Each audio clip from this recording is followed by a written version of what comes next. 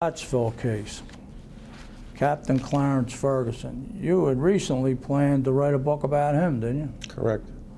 Okay, just bottom line, what after all you've learned about him, the case, anything else, what's your final opinion of Captain Ferguson? Very interesting, provocative character who was book-worthy. You think he was a grafter? I think he took money from various individuals. So he was taking graft? On occasion. Okay. And how did you come to think that? Through research, or Herbie Rhodes told you, or what? Herbie Rhodes probably would have been offended by that, but... Why, you didn't give Herbie Rhodes any of the money he was taking? Herbie Rhodes had a great deal of affection for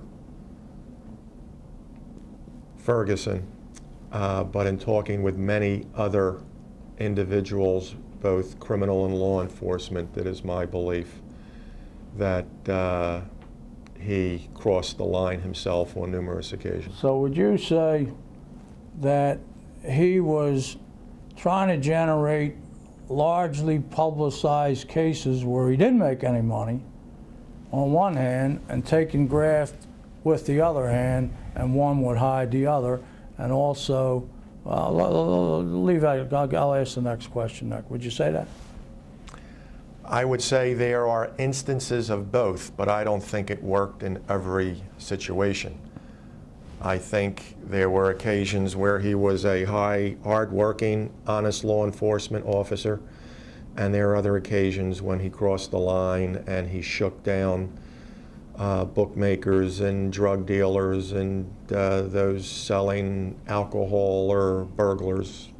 He was a criminal on occasion. How could you tell when he was a good cop and a grafter? How could you tell which hat he was wearing that day? Was that a different color? Well, I wasn't around. I couldn't tell you at the time. And some of his men, like Herbie Rhodes, were just young kids at the time, and he had them hoodwinked. They weren't aware of his other activities. Is that what you would say? In some cases, that may be true. In others, there may have been loyal people who worked for him who did know and shut their eyes to it. All right, when you were talking to Herbie Rhodes, but I mean, there's other sources of information besides Herbie Rhodes. Don't you think you should have portrayed the real Clarence Ferguson in this chapter?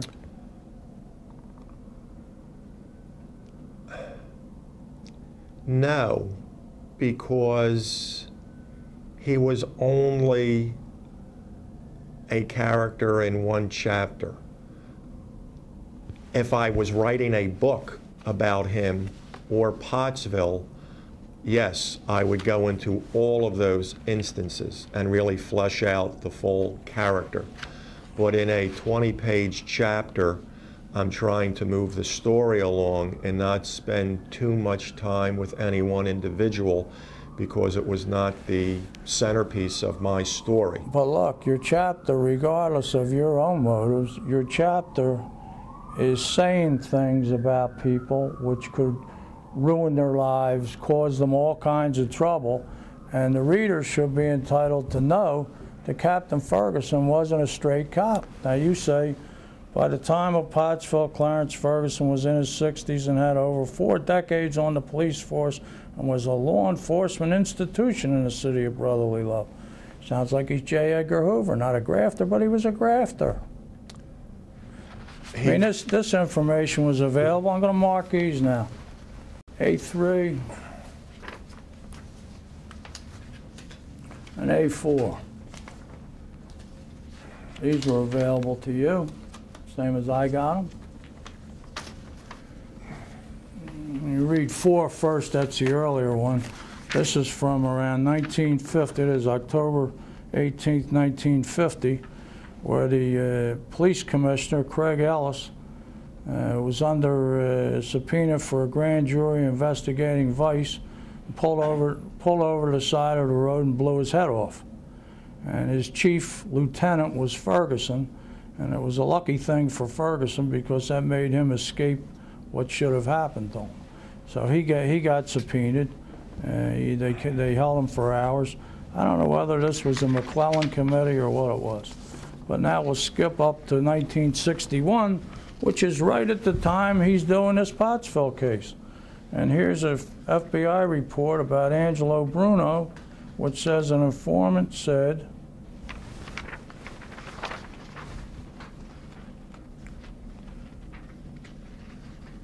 down the bottom, second page.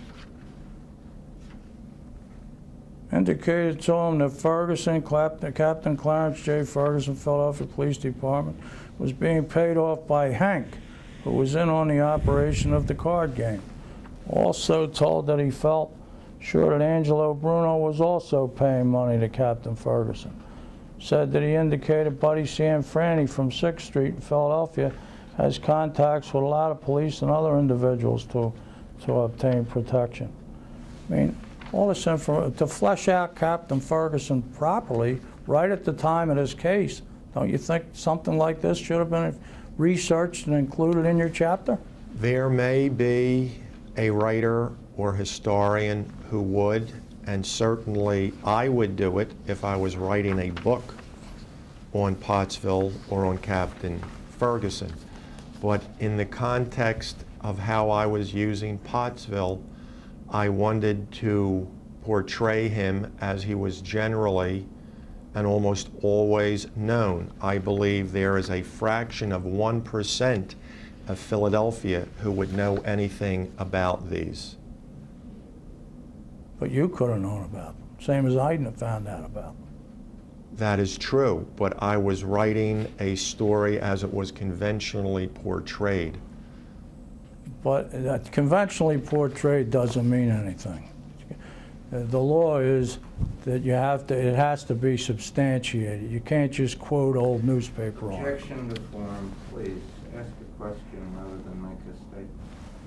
All right, I say again, in order to provide a fair depiction of Ferguson, especially in light of the fact that the person that was robbed, Mr. Rich, claimed $3,500 to his dying day, and only Ferguson put this crazy number on there of $478,000. But people would think he was telling the truth if he's J. Edgar Hoover, but not if he's the guy that's taking graft from Angelo Bruno. I would submit that there are a great many things that could be said about Captain Ferguson, that he worked at the Reading Terminal, that he started in 1919, that he was friendly with J. Edgar Hoover. There's a great many things you could say about an individual who spent 50 years on a police force and became an institution. I'm talking about, was he a crooked cop or not? Not about he knew J. Edgar Hoover. Was he a crooked cop? He was not known. A lot of evidence. He was not known as that by the general public at the time. Well, he didn't walk around with a sign on his back, but he was the subject of many investigations. I did not know about either of these when I wrote that chapter. You said you did all your research, and you didn't do that.